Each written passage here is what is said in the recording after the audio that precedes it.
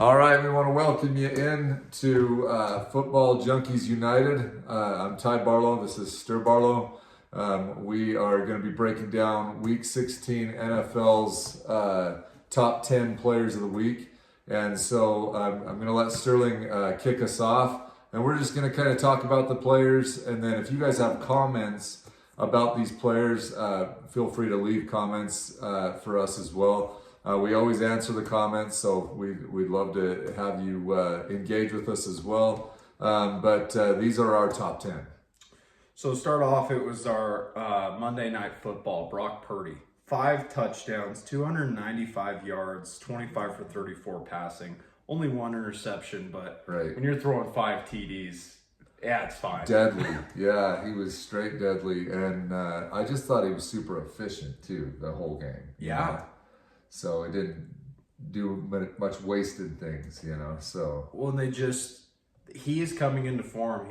That injury kind of sat him down for a sec, and he looked a little rusty coming back, but he's better than he's ever looked. Yeah, he looks great. Well, and they've got a solid team, good coaching staff. Yeah. They could be one of those teams that definitely rise to the Super Bowl. Yeah, sneaky. And sadly, the Colts have Phillip Rivers can only do so much for you. And it's awesome to still see him doing what he's doing. But yeah, it's just a bummer for the Colts. So we'll have to hear from you guys. Maybe next year can be something for you. But yeah, it's been rough to see them kind of fall off. Yeah, it's been a sad thing because I think they had a really good team collectively, and when Brandon Jones went down, it just made it. Daniel Jones. Sorry, when Daniel Jones went down, it was, and I'm thinking Broncos because that happened to the Broncos too. When Brandon Jones went down, But no, Daniel Jones, when he went down, it just seemed like their wheels have came off ever since then. Well, and it's what we've talked about with quarterbacks and how much they really can affect the confidence of the entire team. Right. And Daniel Jones, it was kind of a surprising thing, I think, for everyone this year. But he brought confidence to that team. Yeah. You could see it. And, I mean, they still put up, I think it was 24, 28 points, which is fine. But when you got another team putting up 48, you're not competing. And the interesting thing is the Colts defense just seems like it's kind of fell off. They had a better year to start the year. I mean, really solid defense. And then, when they they got up against the Niners this week, they just didn't have any defense. Yeah. I mean, they were getting cut through like butter, which is not normal for the Colts. I got multiple guys. Well, I shouldn't say multiple, but there could have been multiple Niners guys on here just of how many touchdowns there were for them. Sure. Just because guys Jennings had a good outing too. Yeah. For not having an Ayuk, whatever he's been doing with them, what a weird situation. But he's been one of those guys that has stepped up for him, and let alone you've got Kittle too, who's always been around as long as he's healthy. Right. I think Kittle does all the dirty work too, and is a good run blocker. I think that's why Christian McCaffrey's been so successful too. Is that you got unselfish guys on that team that are willing to block. Yeah. Which we might as well get into him. I had him at 3, but like this list is, a lot of these guys could be anywhere on this list. Sure. But yeah, McCaffrey, 21 carries, 117 rushing yards, 6 receptions, 2 receiving TDs. And that's what we were talking. He was those reception TDs wide open. It's just and let alone the guy's good. And it's just surprising you can leave a guy like that open. Yeah, well, it just goes to show you that the defensive coordinators don't know what to do with Kyle Shanahan's offense. Yeah. It's that good, and that's why I think they could go very deep in the playoffs, because I don't know that other coordinators have the answer for what he's doing on offense. He's very creative, comes from that Mike Shanahan tree. Yep. So congrats to Kyle Shanahan too, I think, for getting both Brock Purdy, and McCaffrey playing as well as they are. So it's nice work. Yeah, and it's just too bad they lost like Bobby Wagner and Nick Bosa, like huge anchors on that defense. But he has still managed, and forgive me for not knowing the defensive coordinator for their team, but he has managed those injuries this year very impressively. Oh yeah, see, and yes, he's been awesome for them, and it's been something that has turned them. If they win out, they are the 1 seed in the NFC. Yeah, well, that's possible too. So Robert Saleh, coming from the disaster over there at the Jets, I just think that was tough for Robert Saleh because I think he wanted to be successful there as a head coach, and I think it's sad because I in the NFL they don't give these coaches near enough time.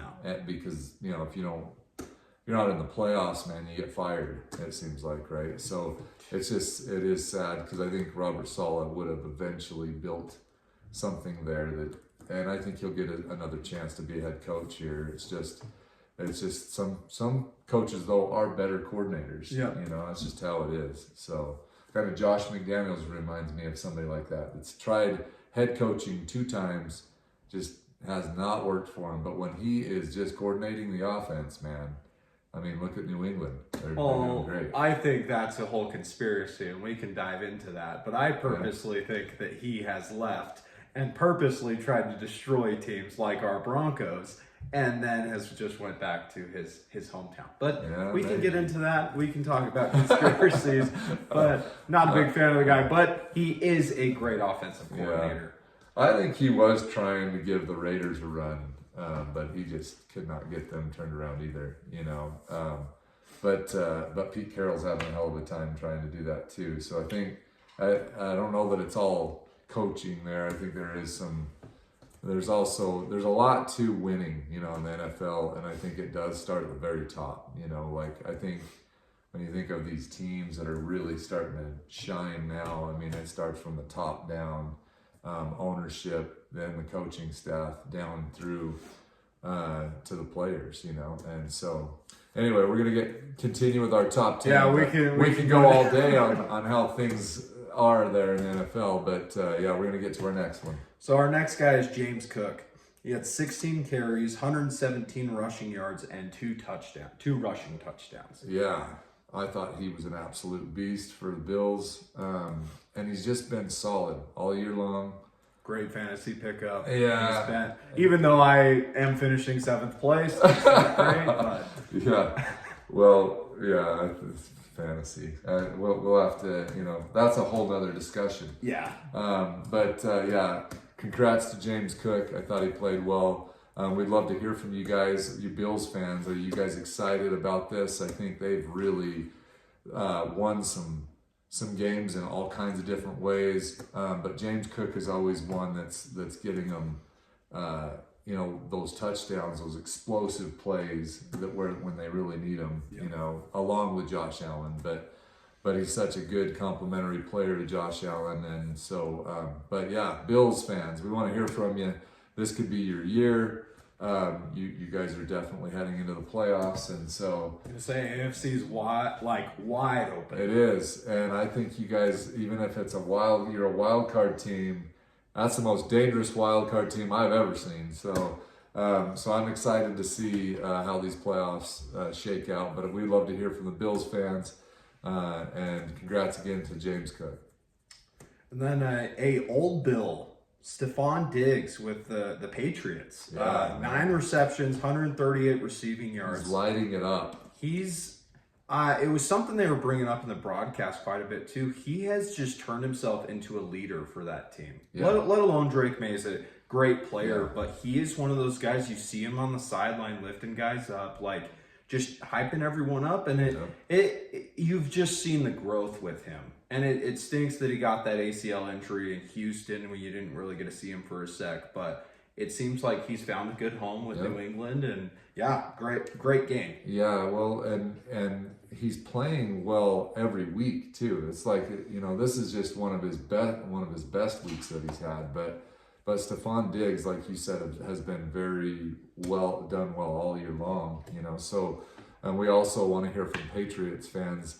It's like you guys only had, a couple of years of drought, and here you are already back in major contention again with a solid quarterback and, it's not fair. I don't think it's fair. So we'd love to hear from you, Patriot fans, on how quick you guys rebuilt that. Again, organizational, starts from the top down, and they have built it quick, and they're back in full contention with a good head coach. I would not be surprised to see New England, possibly see themselves in the Super Bowl this year. So this could be pretty wild. There's so many teams that could make it. So that's what's fun about it. Yes.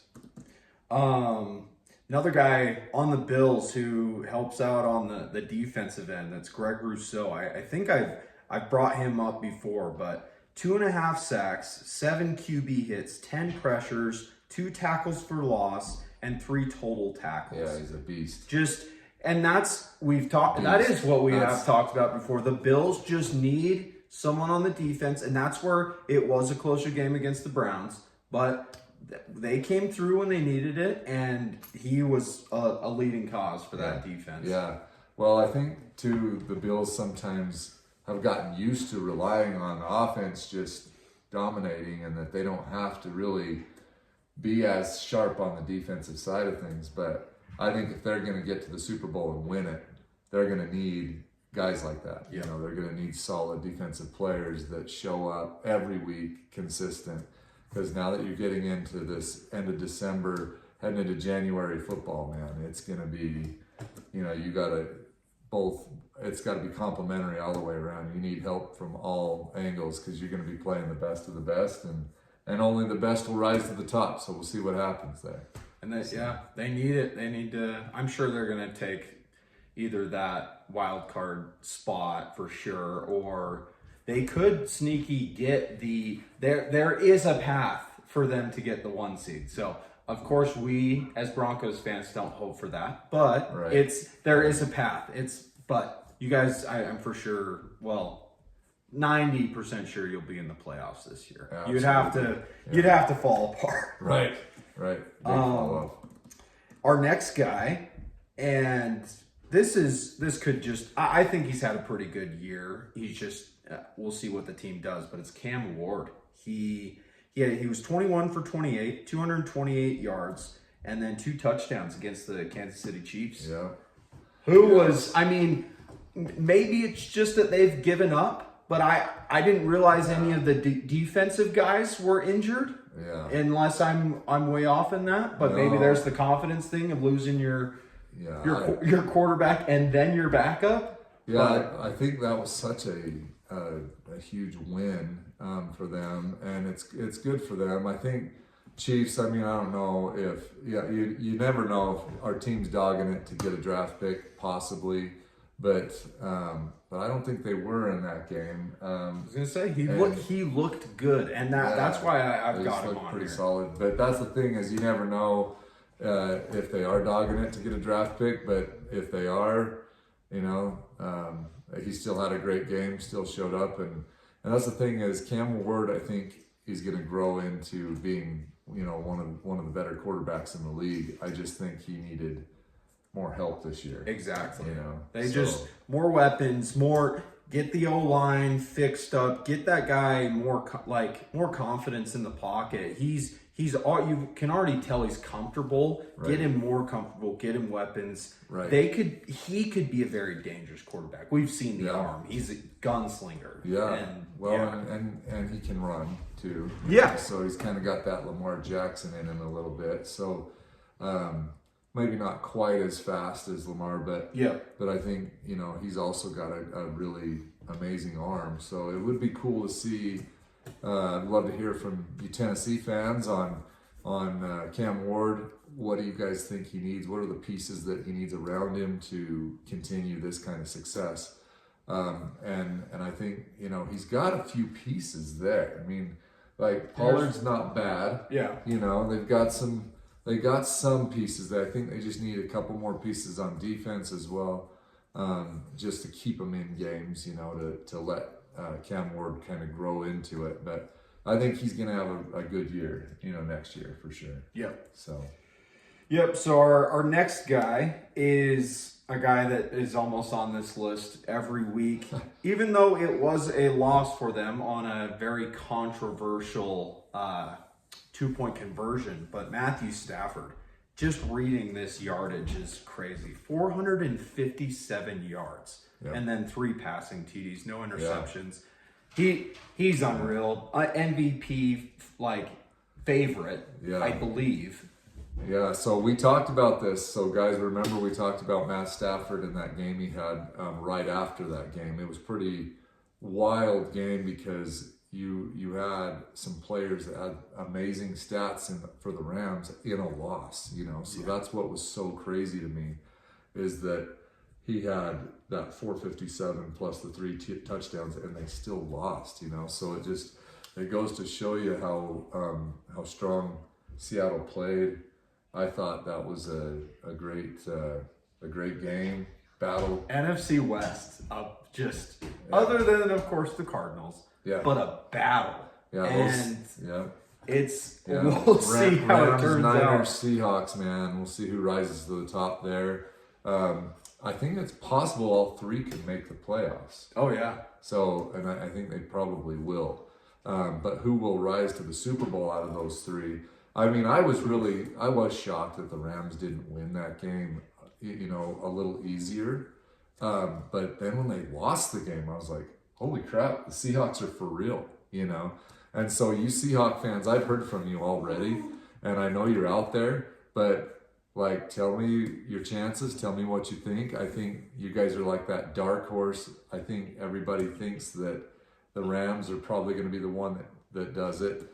The Niners would be a close second with you guys in third, but I don't think that's the way it's playing out. You guys are leading the pack, and now the other 2 are kind of going to be scrapping for playoff spots. So congrats to the Seahawks. I thought they played very well, but and also congrats to Matt Stafford. I think he's having a solid year this year. Probably could get MVP this year. Definitely might, just because he's been, balling out all year long. Unreal. So would love to hear from you guys though, Rams fans, Seahawk fans as well. That was actually really a cool game, good game. Yeah, no, it was one I screwed up, and they were up 30-14, and I turned it off. Yeah, and because just busy, and my mistake, and then I saw the score, and I was like, oh yeah, Rams still end up getting it. And then you see I saw the final, and I was like, oh my gosh, I cannot believe I missed that game. So big mistake on that. That was one where my wife and I, were watching it, and it was so dramatic that she's like, this is like the best drama on TV. I'm like, I told you that's what football is. It's the best drama on TV every week. So that was kind of fun. So that's why we're junkies. That's why we love it. Yep. Is because you can have a guy get 457 yards passing and 3 TDs and then still lose to a 2-point conversion too. Yeah. That was nuts, man. So it was a good game. But congrats to Stafford, but also congrats to those Seahawks and Seahawk fans. I'm sure you guys are all excited about this. They do now lead the division. Yep. Outright. And if they win out, they're the 1 seed. That's right. And so they control their own destiny. That's the only way you want it, right there. Exactly. So, Next guy I've got on here, which another thing we can get into and we'd like to hear about, is the new overtime rules in the regular season. I love it. Yeah. I love that you still get the chance to win it even though they score, but that'd be one thing we want to hear about too, how you guys feel about it, especially Rams fans. Especially that second 2-point conversion they got, where there was the tipped lateral that seemed like a forward pass. That was a little spotty, but we'll let you guys can talk about that. We can get into that later. But the next guy I got is linebacker for the Minnesota Vikings, Blake Cashman. 16 tackles against the Giants. Yeah. And it was a close game. It seemed like 13-13 what I was looking at for a while, and they still pulled it out. But he was a good part of holding down the Giants to win that game. Well, and that's what is going to be nice for the Giants next year when they get Scadaboo back. They got a full roster again, and they got guys playing like that on defense. They could be really good next year. They started out with Russell Wilson. Obviously he's kind of did the same thing he kind of did with the Broncos. Didn't quite do much for him, Yeah. But yeah, I think I'd love to hear from you Giant fans on what pieces you guys think you need to add to this. Because like this guy, 16 tackles in one game. Usually. But he was on the Vikings. He's on the Vikings. Yes. Oh, okay. So he was. Yeah. But as far still as, though, the Giants though, yeah. Yeah, that's why I say the Giants do need a defense. They need help there. I think they got a good front, but they just need something on the backside to kind of help them out a little bit. But yeah. But congrats to the Vikings, and also it's kind of cool to see them. They've kind of won a couple games here towards the later half of the season. Yeah. So yeah, I think it's 2 in a row or maybe more. Trying to think of who they beat last week, but they're kind of in a similar. They seem like kind of in a mid rebuild situation, even though they were 15-2 last year or 14-3 with Sam Darnold. But so I would be curious to hear from you guys as well on them and what your guys' path is looking like. Is it still like you still thinking of maybe another year to build the team up, or is next year something that can happen? Is McCarthy the answer? It's just so back and forth. Well, I was very surprised actually when Minnesota got rid of Sam Darnold, and now to see the success he's having with Seattle, I'm sure you fans of Minnesota are like, what the hell did we just do? You know? Because Sam Darnold has proven now, I think, almost like 3 years straight, because when he was with the Niners, he had a chance to play with them and was a good, solid backup for him. Then when he went to the Vikings as a starter, got him all the way to 14 wins. They haven't sniffed 14 wins in forever, so to get rid of him, I'm like, man, what do you think was going to be better? Like that just didn't seem smart to me. He was more of a vet, kind of coming into his own now, and now to see the success Seattle's having with him, I'm just curious what you guys think about that. Obviously, you can't go back and get him anymore, right? You got to just move on with what you have, but I think that's again top-down stuff, right? The front office to the coaches to the players, and when you have all of those things built well, good things happen. Seahawks have rebuilt themselves into a powerhouse, and Minnesota has now kind of dropped off a little bit. So it's just interesting to kind of see the dynamics there. But congrats to and what was his name again? It's Blake Cashman. Blake Cashman, 16 tackles for Minnesota Vikings. Excellent work. We'll get to our next one here. So we got another linebacker on here. Was on the Cleveland Browns, but they really did almost just beat the Bills. But it was Carson Schlesinger. Yeah, I think that was my bad on that one. Carson Schlesinger. But he had 14 tackles and a sack against the Bills, and they did that defense. Of course the Bills, and you've got to find ways to win games, and the Bills did, but the Browns almost pulled that out, and he was another leading cause. Again, you think of how many tackles that actually is in the NFL, that's pretty bonkers. 14, 16. These are a lot of tackles for these guys. A lot of times you add up, 16 tackles in a 2-game stretch, 3-game stretch. But like these guys did it in a game, so 14 tackles, nice job. Just flying around the field. Yeah, it's just getting it done, And I think in combination with Myles Garrett, they do have a solid defense. And I think if they can get Shedeur Sanders, playing well, get him a full season, Browns fans would love to hear from you because that's exciting for them. Yeah, and just with the Browns, and to see, are you guys just playing for Myles Garrett to get that record? Because that It seems that way. Yeah. I'm trying to look and see who they're playing this He next may week. get it. He may get that Against Aaron Rodgers this week. They're playing the Steelers. Is that's that the gonna be easy. record game? That's easy. They'll get it for sure. Aaron Rodgers is like a statue back there. So Yeah. well, he does try to we'll get rid of see. the ball quick, but he doesn't move. You're going to get at least 3 sacks on him. I'll call that. You'll get 3 sacks. I'll bet Myles Garrett has 2 of them. Yeah, it'll be cool to see. And we saw TJ Watt tie the record, I think, a few years ago. I think it was 2022. But just to see the dominance that because he's been hovering. Yeah. And it seemed like he had maybe a couple of slow weeks as of recently. But yeah, it's cool to see. And I mean, it's not been the best season for you guys. And another, is Shador the answer?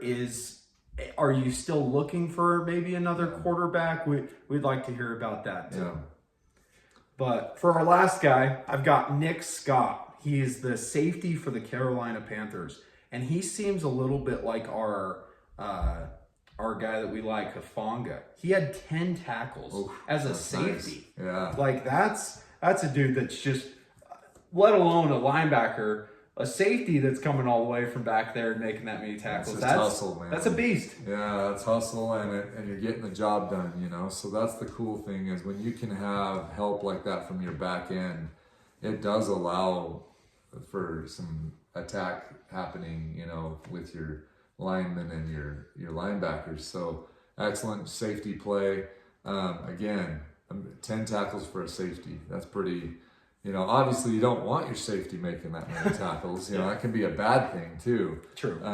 But yeah, that's still a lot of hustle. It's still somebody, getting the job done. So nice work there. And a huge win for them. That was a division win against the Buccaneers. Yep. They have now claimed that division is wild to look at, considering I think they're leading with 8 or 9 wins now. I think so. And I want to say it's 8 wins. I think they're they're 8-7. 8-7. I think they are. crazy. Yeah, and they're leading the division, right? I think Tampa Bay can still take that from them. We'll see. They play each other again. Yes. So I think that'll be a rematch game. And I personally think Tampa Bay will take that one over. But it has been so cool to see Carolina, and I'd like to hear from you, Carolina fans, because something has kind of changed in Carolina to make them very dangerous and very relevant. So we'd love to hear from you, Carolina fans. I'd like to hear from you, Tampa Bay fans, too, though. Like, do you think they just kind of had a rough game and they're going to be back, to beat them on the next round?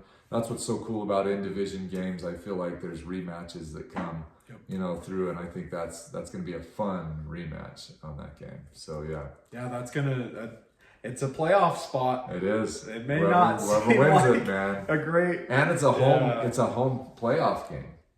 Yes. If you win a division game, you get a home playoff game. There may be a team with 9 wins that is a home playoff team. Yeah. It's just that's possible. Some divisions are like that. Right. That's how that. Well, the Steelers are actually turning out pretty well, but that division has been a little similar. But yeah. That's all I got for. That's awesome. Well, that's a great top 10 players of the week. We try to get some unsung heroes to talk about, which I think, Stur did a great job of kind of finding some of those unsung, especially the defensive players usually don't get kind of listed as themselves. You might hear, oh, well, this defense is good, but you don't usually hear the defensive players as much. But it was cool to see, some of these major performances, some of them very big, like the Carolina Panthers one that swayed things for their team to actually be first and leading their division outright right now. So very cool for the Panthers, but we'd love to hear from all fans that's heading into this final stretch of the season, who's going to be rising to the top. We're so excited about it. We've got another segment coming up of all the games that were played from Week 16, and we'll give just kind of a brief little recap of those games, and then we'll be hopping into the next week. Yeah. So we'll see what happens. What are we? 2 games left, right? 2 games. 2 games left, and a lot can change. And there's playoff teams that could be non-existent if they don't have a good final 2 games. So we'll see who takes what spots. So I think the AFC is a little more. The picture's looking a little more what it's going to be, but the NFC, man, it's still wide open. Yeah, there's multiple win outs, and people get the 1 seed, and I mean it's going to be wild to see how it shakes out. This year just has been awesome, let alone for like Broncos fans, and we're of course super happy with where we're at. Of course, week 16 wasn't awesome for us. I think it was good to get kicked in the face, honestly. Yeah. Congrats to the Jags. We'd love to hear from the Jags fans too, because I think that was a statement game for the Jaguars. I think that they have been people speak of them as, they're only beating teams they should beat. They're not beating the heavy teams, the hard teams, right? Well, Denver came in on a 11-game winning streak, and they're at home and favored, right, to win that game. And the Jags came in. Trevor Lawrence, man, he could have made it on the list as well. But yeah, he played great. I thought Etienne played great. Parker Washington. Yeah, just Washington. Juking the heck out of Moss. And I'd have to say too, I mean, there's a lot there that they did right in that game. So we'd love to hear from you, Jaguars fans, on your chances to win the Super Bowl. They look good. They look good. And I think really in the AFC, any of those teams could do it. I think it just depends on it's going to be a game of inches for the AFC teams, and to see who kind of actually rises to the top out of there. So, but I think the Jags proved against the Broncos they can handle, they can handle a different environment if they need to go in and beat somebody. They played very well, and it was, top down. They played great from the offense to the defense, special teams. They just took care of the Broncos pretty handily too. A 2-score lead, Denver couldn't do anything against them. So it was they just sliced through a pretty damn good defense. So I'm quite I'm just wondering how that AFC picture is gonna shake out when it's actually in the playoffs. See what happens. So you say Chargers, everyone in the playoff bracket right now, we just want to hear from you. Because Chargers, if they win out, I think they actually have a chance at the 1 seed as well. They do. It's just our division. Those Chargers, they have been, I feel like, pretty, everyone thinks they're a good team, but no one's really talked about them a ton. So I'd be curious to see what they do this year. Harbaugh's hungry too. So John Harbaugh, he's been close to winning a Super Bowl there with the Niners, but just never did. Right? He did win though. He won a title in college there with Michigan. So I know he's hungry to win, and so we'd love to hear from you Chargers fans too. I'm sure I already have a best friend that he's a diehard Chargers fan, and he lets me hear it every week. So. So he's like, he just keeps saying, they're coming, they're going to take over the Broncos spot. They lose to the Texans, they don't even, I guess then we need to win. But if they lose to the Texans, they're almost out of it if we beat the Chiefs on Christmas Day. Yeah, so that'll be the game to see what happens, right? So again, week 17, fun week. Looking forward to it. We'd love to hear from you guys though. Again, this was our top 10 players of the week, and we'll see you on our next one. See you guys.